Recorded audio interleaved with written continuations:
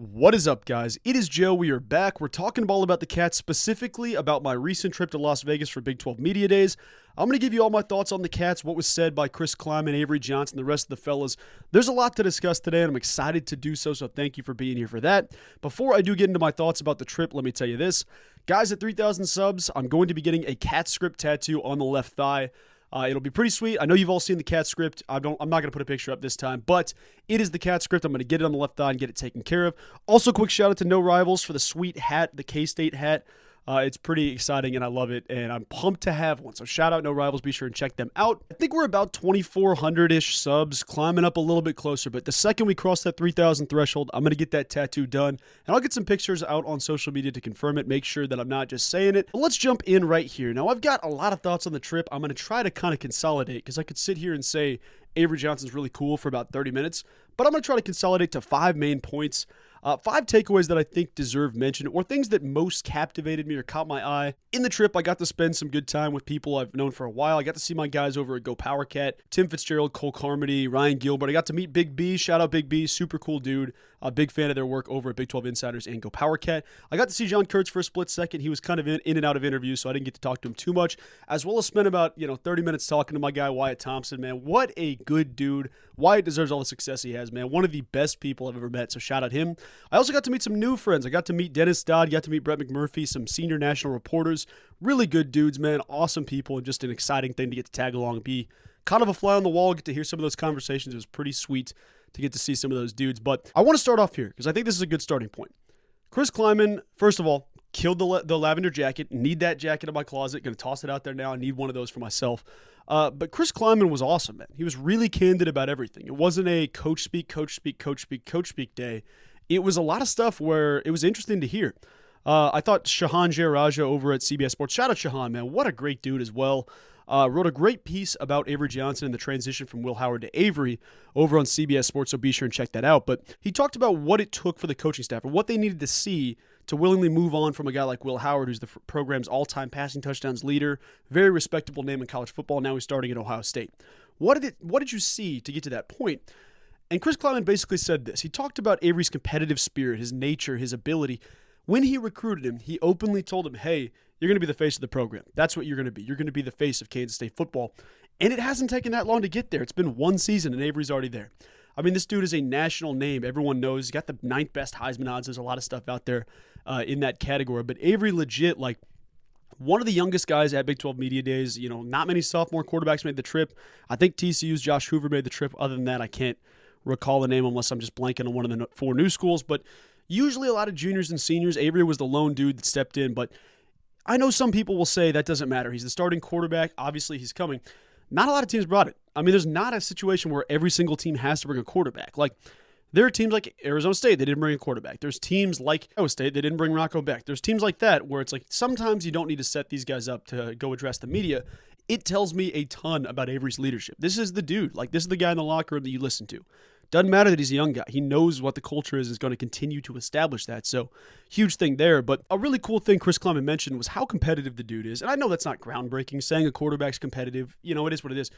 But specifically competitive enough that he's like, summer workouts, he doesn't lose. Doesn't matter if we're competing or not. He will not lose. He's a guy that goes out there and does everything to win. I mean, those are characteristics you see of guys that are incredible. I mean, obviously, every quarterback wants to win everything. It's just the way it goes.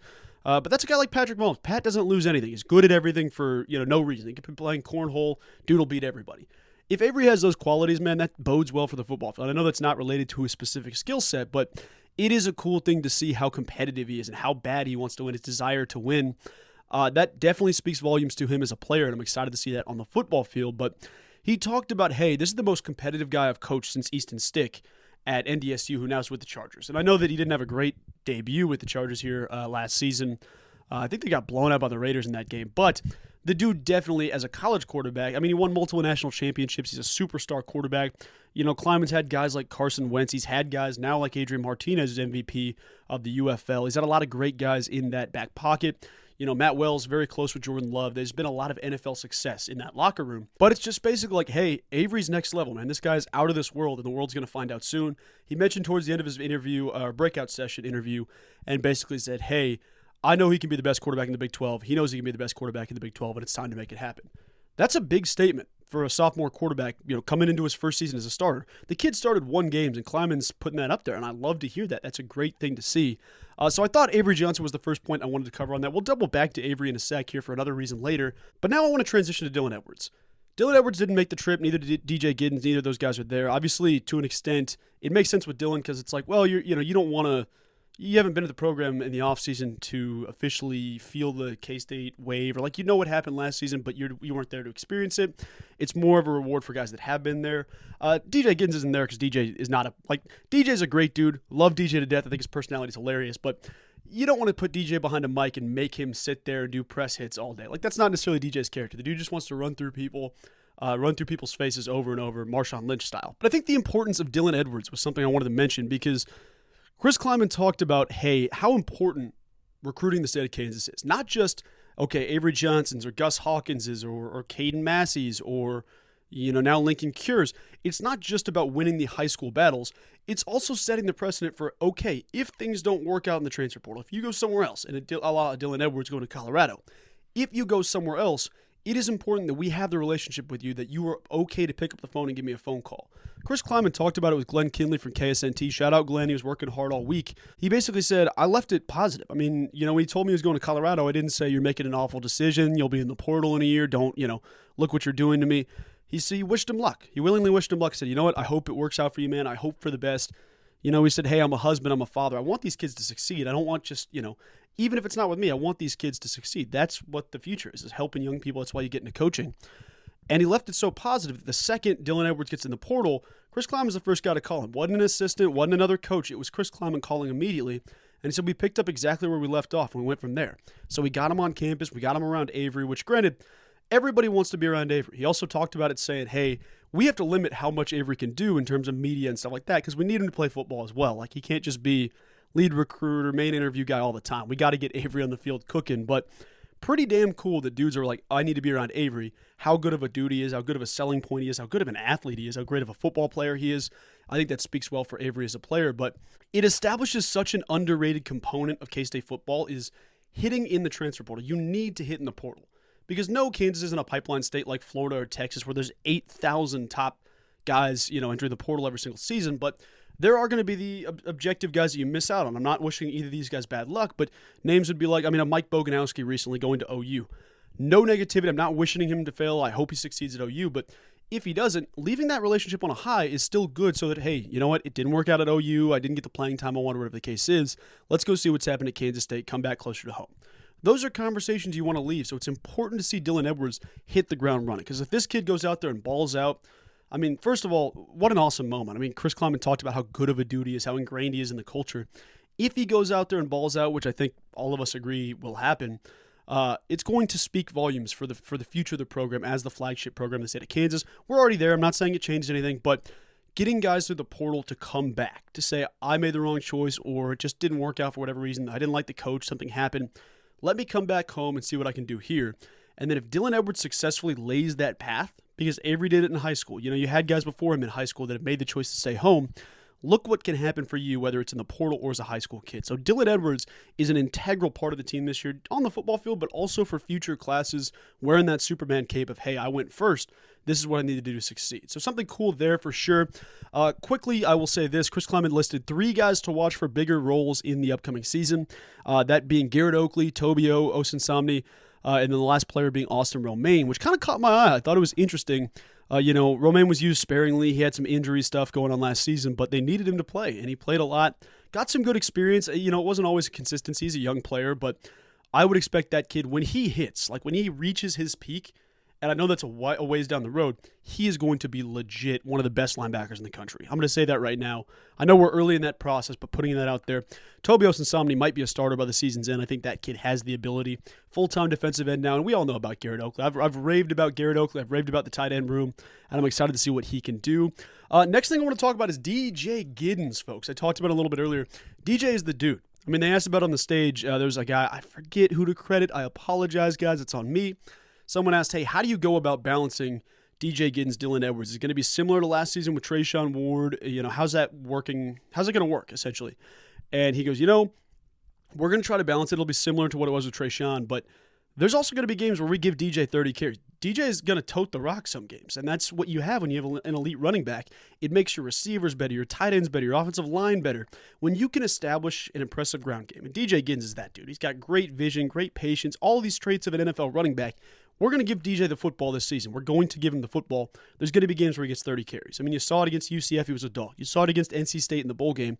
It won't be every game. The kid's not going to have 300 touches a season, but he definitely is going to have those games where DJ Giddens is a national name. I mean, he is a national name already, but it's going to be interesting to see how they utilize him, especially with a guy like Connor Riley calling plays. You know the type of dude in the backfield. Like, if this guy's healthy, which he has not been banged up really at all, I know he has a little bit this spring, but, on the football field, he doesn't miss any time. You have a guy who's a young player who's going to be a superstar in college football, potentially a Doak Walker Award winner or finalist this season in my pick. So DJ Giddens definitely underrated. That was the word that kept getting bounced around with DJ. None of us disagree. He should have been in the EA top 100 players. He should have been. It's weird that guys like RJ Harvey were, DJ wasn't, but whatever. I'm not here to beef with that. I think DJ knows, it's not about what the media thinks about other people about me. It's how I play football. So if you win games, you're succeeding. That's what DJ is about. He's hungry for a win. And the last thought I wanted to get off my chest here before I get out of here, let's talk about EA Sports College Football 25. Some of you might click off on this because I don't know if you're interested in the video game side of things. But folks, we're like a week removed. I mean, the 16th it drops officially, I think Monday afternoon, maybe the 15th, for early access at least. And they had a sweet setup there at Big 12 Media Days. They had lockers for each team. I'm sure you saw it. If not, there was the viral moment where they misspelled Cincinnati. Shout out my Cincinnati guys I got to see this week. That was pretty sweet. But overall, it was kind of cool to see the setup they had. And they had all the games go in the room. They didn't film anything. They didn't get to do any type of content shoot. But they had all the guys test the game out, play the game, see what they thought. And they could say some things, like Avery basically came out and confirmed, hey, they've got all our alternates. It's all there. I played with white jerseys, white helmets. It's pretty sweet to see. I don't know if he's allowed to say that. I don't know if he's not allowed to say that, what the case is. But, if there's any backlash on that, whatever, dude. He'll be fine. But there was comments asked about, hey, is your hair in the game? How'd the hair look in the game? And he basically said, yeah, I don't know if it's right, which implies to me that it's not there at all, which I think is whack. I will be so angry if Avery's hair isn't there very shortly after. He said on the BYU podcast, the BYU Sports Nation podcast, they interview every opposing player or key players for opposing teams they play that season. Huge production crew. Huge thing. They do a great job. And he basically said, if the hair's not there when the game drops, I'm tweeting at EA and we got to get this thing fixed because that's part of the brand, baby. That's part of the marketable stuff. Kids want to grow up, use Sunshine from a member of the Titans as their starting quarterback. They want that kid out there playing in sweet jerseys with lavender and white and you want these moments to forge. Okay, who's the quarterback that runs? He's got 96 speed and he's incredible. He's better than everybody else. He's got this long flowing hair. Let's use that guy.